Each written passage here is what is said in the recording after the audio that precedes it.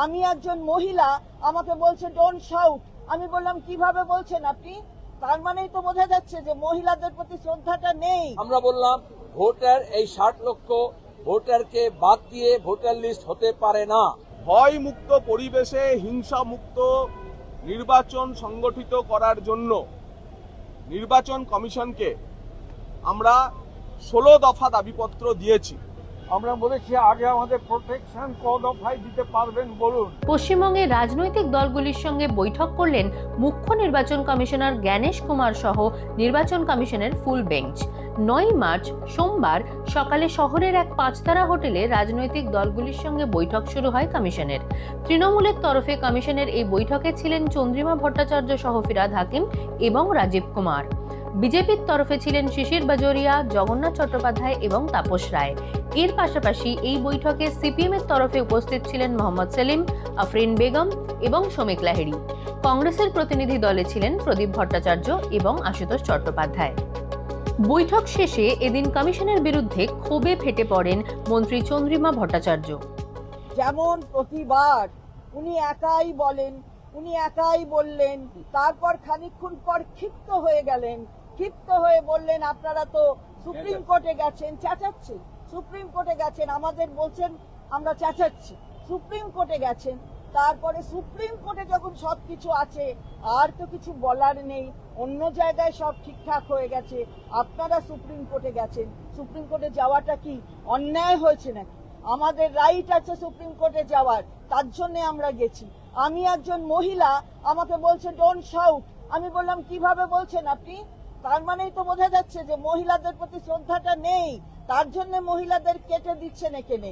এবং যারা ফর্ম 7 দিচ্ছে, আমি ধরুন বলছি ফিরহাদ হাকিমের নাম থাকবে না, তাহলে দায়িত্বটা কার প্রমাণ করার? ওনাস আমার ওপর নির্ভর করে, সেটা রাজীব কুমার বলেছেন, কিন্তু সেই ওনাস হচ্ছে ওকে গিয়ে প্রমাণ করতে হচ্ছে যে ও বেঁচে আছে কি ও ডিলিট হওয়া উচিত নয়। তো এগুলো উত্তর দেবেন না? ও তো সব সুপ্রিম কোর্টে আছে, তো সব সুপ্রিম কোর্টে আছে, তো আমাদের ডাকলেন কেন? আজকে আমরা কি করতে এলাম তাহলে? আমাদের ডেকেছেন যখন, তখন শুনতে তো আপনাকে হবে। এই কথাগুলো আমরা বলে এলাম, আমাদের কথা শুনতে রাজি নন, সুপ্রিম কোর্টে গেছে তো গেছি, তো বেশ করেছি, গেছি, যাবো না কেন? আমার অধিকার, আমার বাংলার মানুষকে ঠিক রাখার অধিকার, তাদের ভোটের অধিকারটাকে রক্ষা করার অধিকার। আর মহিলাদের প্রতি চেঁচানো আপনি দেখে নেবেন এরপর। এর পাশাপাশি কমিশনের কাছে ভোট সংক্রান্ত মোট 16 দফা দাবি জানিয়েছে বিজেপি প্রতিনিধি দল। মূলত ভারতীয় জনতা পার্টি পশ্চিমবঙ্গ চায় 2026-এর বিধানসভা নির্বাচন হিংসা মুক্ত হোক, ভয় মুক্ত পরিবেশে হোক। ভয় মুক্ত পরিবেশে হিংসা মুক্ত নির্বাচন সংগঠিত করার জন্য নির্বাচন কমিশনকে আমরা 16 দফা দাবিপত্র দিয়েছি। এবং তার মধ্যে সবচেয়ে গুরুত্বপূর্ণ যে বিষয়, তা হচ্ছে কেন্দ্রীয় বাহিনীর সদ্ব্যবহার। নির্বাচন কমিশন ফুল বেঞ্চ আসার আগেই পশ্চিমবঙ্গে প্রায় 40,000 কেন্দ্রীয় বাহিনী নামিয়েছে, কিন্তু রাজ্য পুলিশ যেভাবে কেন্দ্রীয় বাহিনীর ব্যবহার করছে, বা কনফিডেন্স বিল্ডিং মেজার্স, বা ভোটারদের যে তাদের মধ্যে গণতন্ত্র সম্পর্কে বিশ্বাস ফিরিয়ে আনার যে এক্সারসাইজ করছে কেন্দ্রীয় বাহিনী, তাতে আমরা অসন্তুষ্ট, সে কথা জানিয়েছি। এবং নির্বাচন কমিশনেরই সেই কাজ, তা পুনরুদ্ধার করা। যদি হিংসামুক্ত ভোট এবং ভয়মুক্ত পরিবেশ তৈরি করতে হয়, তাহলে পশ্চিমবঙ্গ পুলিশ এবং সরকারি অফিসারদের যে তন্ত্র কাজ করছে, যারা চায় না ভোটাররা বেরিয়ে এসে নিজের ভোট নিজের দিক, তাদের বিরুদ্ধেও কঠোর, কড়া এবং উদাহরণযোগ্য ব্যবস্থা নেওয়ার আমরা অনুরোধ জানিয়েছি। কমিশন আমাদের কথা শুনেছেন।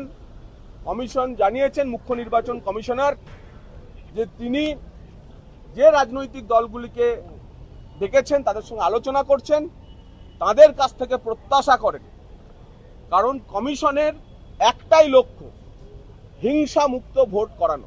এদিন বৈঠকে এসআইআর এ সাধারণ মানুষের হয়রানি নিয়ে সরব হয় সিপিএম। আমরা বললাম ভোটার এই 60 লক্ষ ভোটারকে বাদ দিয়ে ভোটার লিস্ট হতে পারে না। সুপ্রিম কোর্টের বিচার, তারা বলেছে নামের বানান সামান্য ভুল হলে 24 সালে বলে দিয়েছে ভোটার লিস্ট থেকে নাম যায় না। আমরা বলেছি প্রথম দিন থেকে, যখন এসআইআর ঘোষণা হয়নি তখন থেকে বলে যাচ্ছি এটা প্রয়োজন ছিল না, অপ্রয়োজনীয়, কিন্তু বিশেষ রাজনৈতিক উদ্দেশ্যে এটা করা হয়েছে। ওরা নিজেরা স্বীকার করলেন আজকে, যেটা করতে গিয়ে যে প্রশাসনিক আধিকারিকদের দিয়ে করা হয়েছিল একেবারে বিএলও ARO থেকে ওপর পর্যন্ত, সেখানে কিছু শস্যের মধ্যে ভূত ছিল। আমরা বললাম কিছু না, একজন দুজনের বিরুদ্ধে ব্যবস্থা নিয়েছে। যেমন স্বীকার করছেন এত গন্ডগোল পাকানো হয়েছে কারণ প্রশাসনিক আধিকারিকরা যারা যুক্ত ছিলেন এই প্রক্রিয়ার মধ্যে তারা সবটা করেননি, তাহলে তাদের বিরুদ্ধে কি ব্যবস্থা নিচ্ছেন জানাতে হবে। তাহলে আবার ভোট তাদেরকে দিয়ে তো করানো হবে, তাহলে বুথ থেকে গণনা কেন্দ্র পর্যন্ত কি করে আপনি নিরপেক্ষ ভোট করাতে পারবেন? অন্যদিকে শান্তিপূর্ণ অবাধ ভোট চায় কংগ্রেস। আমরা বলেছি আগে আমাদের প্রোটেকশন ক দফায় দিতে পারবেন বলুন, যদি 1 দফায় দিতে পারেন 1 দফায় করুন, যদি 2 দফায় করতে পারেন 2 দফায় করবেন, 3 দফায় করতে পারে 3 দফায় করবেন। It depends on you. কোনো দফার ব্যাপার নয়, ব্যাপারটা হচ্ছে প্রোটেকশনে। আমরা খুশি হব 1 দফায় হলে।